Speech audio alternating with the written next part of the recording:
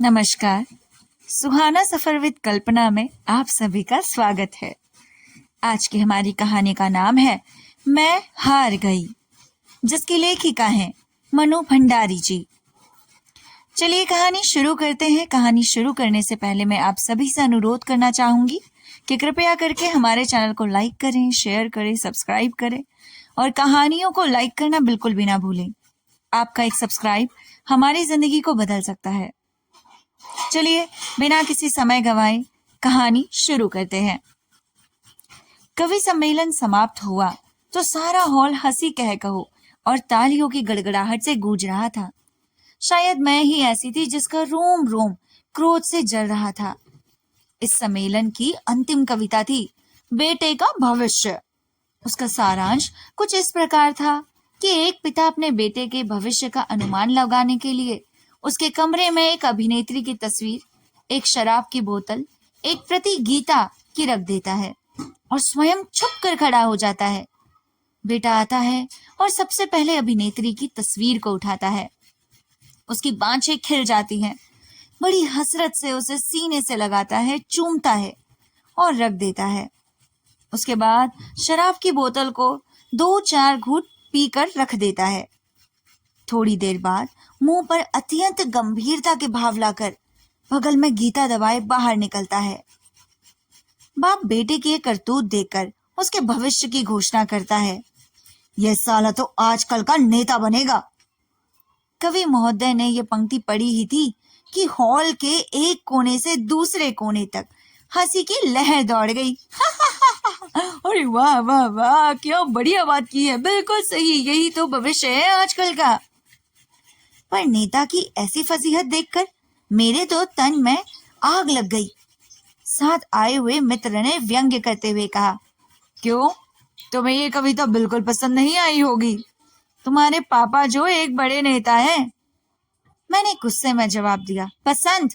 मैंने आज तक इससे भद्दी और भोंडी कविता आज तक नहीं सुने। अपने मित्र के व्यंग्य की तिक्तता को मैं खूब अच्छी तरह पहचानती थी। उनका क्रोध बहुत कुछ चिलम न मिलने वालों के आक्रोश के समान ही था। उनके पिता चुनाव में मेरे पिताजी के प्रतिद्वंदी के रूप में खड़े हुए थे और हार गए थे। उस तमाचे को वे अभी तक नहीं भूले थे। आज यह कविता सुनकर उन्हें दिल की जलन निकालने का अवसर मिला। उन्हें लग रहा था मानो उनके पिता का हारना भी आज सार्थक हो गया। पर मेरे मन में उस समय कुछ और ही चल रहा था। मैं जली भुनी जो गाड़ी में बैठी तो सच मानिए सारे रास्ते यही सोचती रही कि किस प्रकार इन कवि महाशय को करारा जवाब दूं। मेरे पिताजी के राज में ही नेता की ऐसी चीचलेदार भी कोई चुपचाप सह लेने की बात थी भला। चाहती तो यही थी कि कविता में ही उनको जवाब दूं, पर इस पर और कदम नहीं उठाया गया। सो निश्चय किया कि कविता नहीं तो कहानी ही सही। अपनी कहानी को मैंने ऐसे सर्वगुण संपन्न नेता का निर्माण करने की योजना बनाई जिसे पढ़कर कवि महाशय को अपनी हार माननी ही पड़े। भरी सभा में वो जो नहला मार रहे थे उस पर मैं दहला नहीं सीधे इक्का ही फटकारना चाहती थी, जिससे बाजी हर हालत में मेरी हो जाए। यही सब सोचते सोचते मैं कमरे में घुसी तो दीवार पर लगी बड़े बड़े नेताओं की तस्वीरों पर नजर गई। सभी के प्रतिभाशाली चेहरे मुझे प्रोत्साहन देने लगे। सब नेताओं के व्यक्तिगत गुणों को एक साथ ही मैं अपने नेता में डाल देना चाहती थी, जिससे वह किसी भी गुण में कम ना रहने पाए। पूरे सप्ताह तक मैं बड़े बड़े नेताओं की जीवनियां पढ़ती रही और अपने नेता का ढांचा बनाती रही। सुना था और पढ़कर भी महसूस किया कि जैसे कमल कीचड़ में उत्पन्न होता है, वैसे ही महान आत्माएं गरीबों के घर ही उत्पन्न होती हैं। सो सोच विचार कर एक शुभ मुहूर्त देखकर मैंने सब गुणों से लैस करके अपने नेता का जन्म गांव के एक गरीब किसान की झोपड़ी में करा दिया। मन की आशाएं और उमंगे जैसे बढ़ती हैं, वैसे ही मेरा नेता भी बढ़ने लगा। थोड़ा बड़ा हुआ तो गांव के स्कूल से ही उसकी शिक्षा प्रारंभ हुई। यद्यपि मैं इस प्रबंध से विशेष संतुष्ट नहीं थी, पर स्वयं ही मैंने ऐसी परिस्थितियां बना डाली थी कि इसके सिवाय कोई चारा नहीं था। धीरे धीरे उसने मिडिल पास किया, यहाँ तक आते आते अपने संसार के सभी महान व्यक्तियों की जीवनियां और क्रांतियों के इतिहास पर डाले। देखिए, आप बीच में ये मत पूछिए कि 8वीं का बच्चा इन सबको कैसे समझ सकता है। यह तो एकदम अस्वाभाविक बात है। इस समय मैं आपको किसी भी प्रश्न का जवाब देने की मनः स्थिति में नहीं हूं। आप यह ना भूले कि यह बालक एक महान भावी नेता है। हाँ, तो यह सब पढ़कर उसके सीने में बड़े बड़े अरमान मचलने लगे, बड़े बड़े सपने साकार होने लगे, बड़ी बड़ी उमंगे करवटें लेने लगी। वह जहां कहीं कहीं भी अत्याचार देखता, मुट्ठियां भींच भींच कर संकल्प करता, उसको दूर करने की बड़ी बड़ी योजनाएं बनाने लगता। और मुझे उसकी योजनाओं में, उसके संकल्पों में अपनी सफलता हंसती खेलती नजर आती। एक बार जानकर खतरा मोल लेकर मैंने जमींदार के कारीगरों से उसकी मुठभेड़ करा दी और उसकी विजय पर उससे अधिक हर्ष मुझे हुआ। तभी एक अचानक घटना घट गई। उसके पिता की अचानक मृत्यु हो गई। दवा इलाज के लिए घर में पैसा नहीं था, सो उसके पिता ने तड़प तड़प कर जान दे दी और वह बेचारा कुछ भी ना कर सका। पिता की इस बेबसी की मृत्यु का भारी सदमा उसको लगा। उसकी बूढ़ी माँ ने रोते रोते प्राण तो नहीं पर आंखों की रोशनी गवा दी। घर में उसकी एक विधवा बुआ और एक छोटी क्षयग्रस्त बहन भी थी। सबसे भरण पोषण का भार उस पर आ पड़ा। आय का कोई साधन नहीं था। थोड़ी बहुत जमीन जो उसकी थी उसे जमींदार ने लगान बकाया निकाल कर हथिया लिया। उसके पिता की विनम्रता का लिहाज करके अभी तक वह चुपचाप बैठा था। अब क्यों मानता?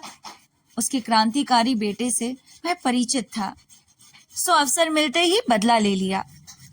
अब मेरे भावी नेता के सामने भारी समस्या थी। वह सलाह लेने मेरे पास आया। मैंने कहा, अब समय आ गया है, तुम घर बार और रोटी की चिंता छोड़कर देश सेवा के कार्य में लग जाओ।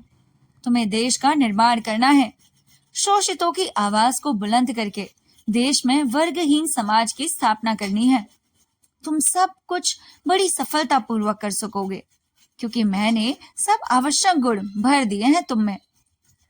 उसने बहुत ही बुझे हुए स्वर में कहा, यह सब तो ठीक है, पर मेरी अंधी माँ और बीमार बहन का क्या होगा? मुझे देश प्यारा है, पर ये लोग भी कम प्यारे नहीं।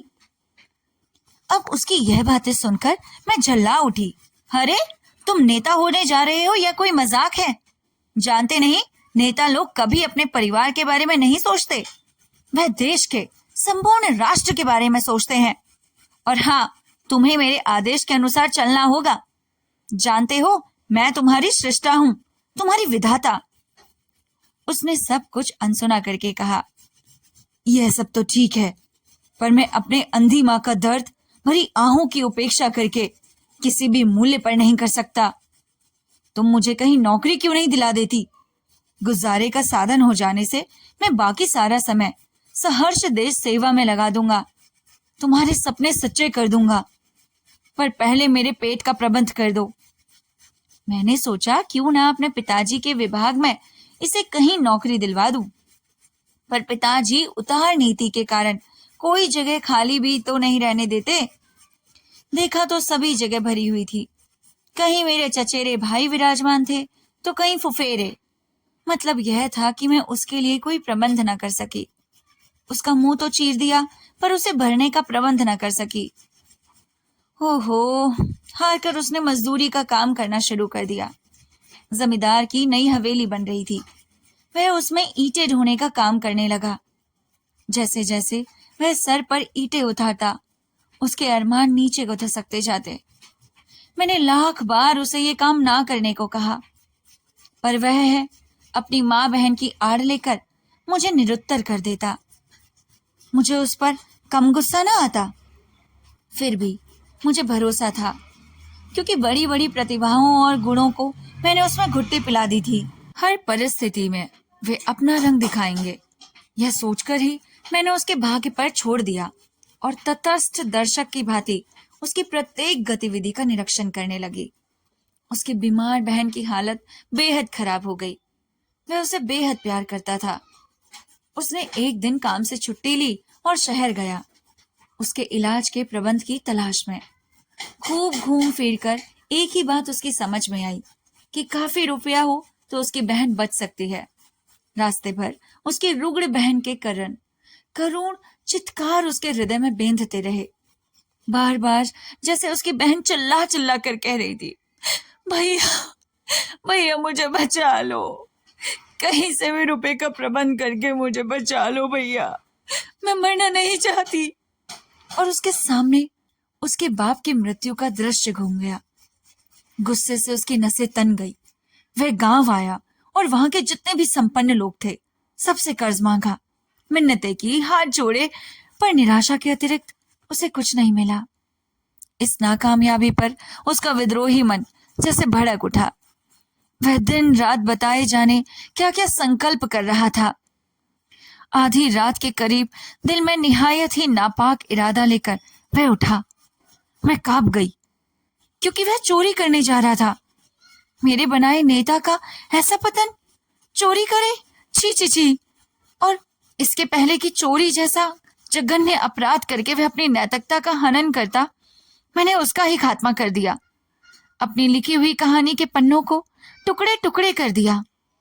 उसकी तबाही के साथ ही एक महान नेता के निर्माण करने का मेरा हौसला भी मुझे तबाह होता नजर आया। लेकिन इतनी आसानी से मैं हिम्मत हारने वाली नहीं थी। बड़े धैर्य के साथ मैं अपनी कहानी का विश्लेषण करने बैठी कि आखिर क्यों सब गुणों से लैस होकर भी मेरा नेता न बनकर चोर बन गया। आखिर आखिर ऐसी भी क्या कमी थी उसमें। और खोजबीन करते करते मैं अपनी असफलता की जड़ तक पहुंच ही गई। गरीबी के कारण ही उसके सारे गुण दुर्गुण बन गए। मेरी मनोकामना अधूरी रह गई। जब सही कारण सूझ गया तो इसका निराकरण क्या था। एक बार मैंने फिर कलम पकड़ी और नेता के बदले हुए रूप और परिस्थिति हुई उसके ऊपर ध्यान दिया कि इसका परिस्थिति चेंज करके शायद ये सही हो जाए। वापस से अपने नेता को इस संसार में ले आई। इस बार उसने शहर के करोड़पति सेठ के यहाँ जन्म लिया, किसी गरीब के यहाँ नहीं, ताकि कोई ऐसी दिक्कत ही ना हो। ना उसके सामने पेट भरने का सवाल था, ना बीमार बहन के इलाज की समस्या। असीम लाड़ प्यार और धन वैभव के बीच में पलने लगा। बढ़िया से बढ़िया स्कूल में उसे शिक्षा दी गई। उसकी अलौकिक प्रतिभा देखकर सब चकित रह जाते। वह अत्याचार होते देखकर तिलमिला जाता। जोशीले भाषण देता, गांव में जाकर बच्चों को पढ़ाता। गरीबी के प्रति उसका दिल दया से लबलबा भरा रहता था। अमीर होकर भी वह सादगी से जीवन बिताता। सारांश यह है कि महान नेता बनने के सभी शुभ लक्षण उसमें नजर आए।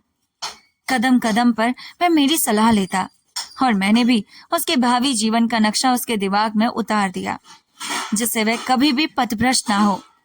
मैट्रिक पास करके वह कॉलेज गया, जिस कॉलेज में एक समय में केवल राजाओं के पुत्र ही पढ़ा करते थे और आज भी वहां रईसी का वातावरण था। उसी कॉलेज में उसके पिता ने उसे भर्ती करवाया। लेकिन मेरी सारी सावधानी के बावजूद मून राइज यादों की सोबत अपना रंग दिखाए बिना ना रही। वह अब जरा आलाम तलब हो गया। मेरे सलाह मशविरों की अब उसे इतनी चिंता ना रही। घंटों अब वह कॉफी हाउस में रहने लगा और एक दिन तो मैंने उसे हाउसी खेलते देखा। मेरा दिल धक से रह गया। जुआ? हाय राम, ये क्या हो गया? मैं संभल कर कुर्सी पर बैठ गई और कलम को कसकर पकड़ लिया। फिर से मेरा मन कर रहा था कि नहीं। मैंने उसके नकेल को कसकर पकड़ लिया और उसके तो जैसे अब पर निकल आए थे। जुआ ही उसका नैतिक पतन की अंतिम सीमा ना रही। कुछ दिनों बाद मैंने उसे शराब पीते भी देखा। मेरा क्रोध सीमा से बाहर आ चुका था। मैंने उसे अपने पास बुलाया। अपने क्रोध पर जैसे काबू रखते हुए मैंने उससे पूछा, तुम जानते भी हो मैंने तुम्हें किस लिए बनाया है? वह भी मानो मेरा सामना करने के लिए पूरी तरह तैयार होकर आया था। बोला, अपनी स्वार्थ की पूर्ति के लिए, अपनी इच्छा पूर्ति के लिए तुमने मुझे बनाया, पर यह जरूरी नहीं कि मैं तुम्हारी इच्छा अनुसार ही चलूं। मेरा अपना अस्तित्व भी है, मेरे अपने विचार हैं। मैं चिल्ला उठी, जानते हो तुम किससे बात कर रहे हो? मैं तुम्हारी सृष्टा हूं, तुम्हारी निर्माता। मेरी इच्छा से बाहर तुम्हारा कोई स्वतंत्र अस्तित्व नहीं। वह हंस पड़ा। अरे, तुमने मुझे अपनी कलम से पैदा किया है। मेरे इन दोस्तों को देखो, इनकी अम्माओं ने इन्हें अपने जिस्म से पैदा किया है, फिर भी वो निजी जीवन में इतना हस्तक्षेप नहीं करती जितना तुम करती हो। तुमने तो मेरी नाक में दम कर रखा है। ऐसा करो, वैसा मत करो, मानो मैं आदमी नहीं काट का उल्लू हूं। सो बाबा, ऐसे नेतागिरी मुझे निभाई ना निभेगी। यह उम्र दुनिया की रंगीन और घर की अमीरी बिना लुत्फ उठाए यूं ही जवानी क्यों बर्बाद की जाए? ये सब करके क्या नेता नहीं बना जा सकता? और मैं कुछ कहूं उससे पहले ही वह सीटी बजाता हुआ चला गया। कल्पना तो कीजिए उस जलालत की जो मुझे सहनी पड़ी। इच्छा तो यही हुई कि अपने पहले वाले नेता का इस तरह सफाया कर दूं, पर सदमा इतना गहरा था कि जोश भी ना रहा। इतना सब हो जाने पर भी जाने क्यों मन में एक क्षीण सी आशा बनी हुई थी कि शायद वह सीधे रास्ते पर आ जाएगा। गांधी जी ने भी तो एक बार बचपन में चोरी की थी, बुरे कर्म किए थे, फिर भी अपने रास्ते पर आ गए। संभव है इसके हृदय में भी कभी पश्चाताप की आग जले और ये अपने आप सुधर जाए। पर अब मैंने उसे आदेश देना बंद कर दिया और धैर्य के साथ उस दिन की प्रतीक्षा करने लगी जब वह पश्चाताप की अग्नि में झुलसता हुआ मेरे चरणों में आ गिरेगा और अपने किए के लिए क्षमा मांगेगा। पर ऐसा शुभ दिन कभी नहीं आया। जो दिन आया वह कल्पनातीत था। एक बहुत ही सुहानी सांझ को मैंने देखा। वह खूब सज धज रहा था। आज का लिबास कुछ अनोखा ही था। शॉर्ट स्किन के सूट की जगह सिल्क की शेरवानी, सिगरेट की जगह पान था, सेंट महक रहा था। बाहर हॉर्न बजा और वह गुनगुनाकर अपने मित्र के साथ गाड़ी में बैठ गया। गाड़ी एक बार के सामने रुकी और रात तक वह साहबजादे वहां बैठकर पानी पीते, पैक पीते रहे, भद्दे मजाक करते रहे और ठहाके लगाते रहे। रात को 9 बजे वो उठे तो पैर लड़खड़ा रहे थे। जैसे तैसे गाड़ी में बैठे और ड्राइवर की जिस जगह गंदी जगह पर चलने को कहा, उसका नाम लिखते भी मुझे लज्जा आती है। अपने को बहुत रोकना चाहती थी, फिर भी वह घोर पाप मैं सहन न कर सकी और तय कर लिया कि आज जैसा भी होगा मैं फैसला कर ही डालूंगी। मैं गुस्से से कांपते हुए उनके पास पहुंची। इस समय उससे बात करने में मुझे घृणा हो रही थी। क्रोध से मेरा रोम रोम जल रहा था।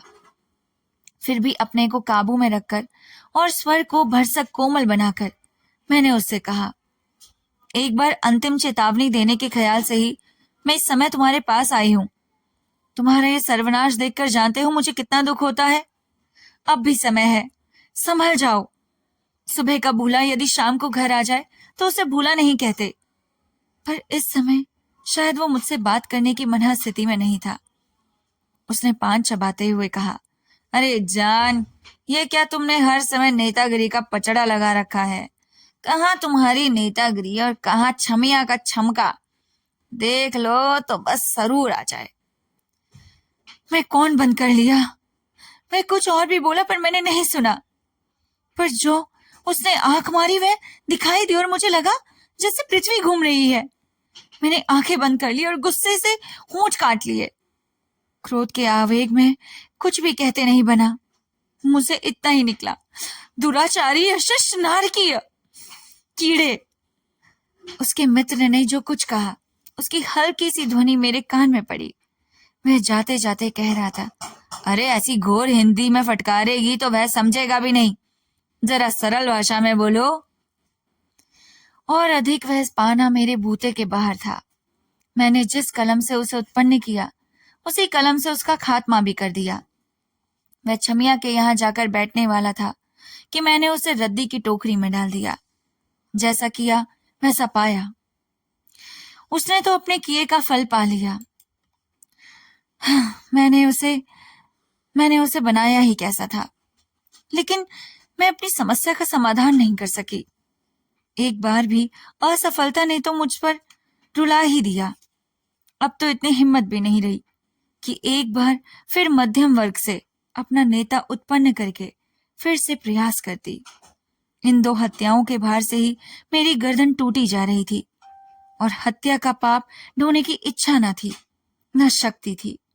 और अपने सारे अहंकार को तिलांजलि देकर बहुत ही ईमानदारी से मैं कहती हूँ कि मेरा रोम रोम महसूस कर रहा था कि कवि भरी सभा में शान के साथ जो नहला फटकार गया था, उस पर इक्का तो क्या, दुग्गी भी न मार सकेंगी। मैं हार गई और बहुत बुरी तरह हार गई। और ये कहानी यहीं पर ही खत्म होती है। आप लोगों को ये कहानी कैसी लगी मुझे कमेंट करके जरूर बताइएगा। इस कहानी में मनु भंडारी जी अपने पिताजी को जस्टिफाई करना चाहती थी कि उनके पिता वैसे नेता नहीं है जैसा सब लोग समझते हैं, लेकिन जब वो खुद एक नेता की छवि बनाने लिखती हैं, बैठती हैं, कभी गरीब बनाती हैं कभी अमीर, लेकिन गरीब भी बेकार ही निकलता है और अमीर भी बेकार। यानी कि जिसके अंदर नेतृत्व की छवि होती है उसे बनाने की नहीं, उसे निखारने की जरूरत है, उस पर कार्य करने की जरूरत है। वह चाहे किसी भी वर्ग में पैदा हो, चाहे वह अमीर हो, गरीब हो, मंझले वर्ग का हो, लेकिन अगर उसके अंदर अच्छी आदतें हैं, अगर वह शराब और लड़कीबाजी से दूर है, अगर वह चोरी चकारी से अपनी इन इंद्रियों पर कायम कर लेता है, काबू पा लेता है, तो बस वही इंसान सच्चा नेता बन सकता है। और वैसे भी हम इंसानों को नेतृत्व की जरूरत तो तब होती है ना, जब हम अपना दिमाग नहीं चला पाते या किसी बड़े लेवल पर वह कार्य नहीं कर पाते। तो हम लोगों को अपना दिमाग चलाना चाहिए। इसीलिए तो मैं रोज कहानियां पढ़ती हूँ और आप लोगों को सुनाती भी हूँ। अगर आपको भी अपना दिमाग अच्छे से चलाना है तो रोज कहानियों को सुनिए, रोज कहानियों को पढ़िए। इन कहानियों से आपको बहुत सारी शिक्षाएं मिलेंगी। चलिए मिलते हैं आपसे नेक्स्ट कहानी के साथ। तब तक के लिए नमस्कार, अपना ख्याल रखिएगा और हाँ, चैनल को सब्सक्राइब करना बिल्कुल भी ना भूलिएगा।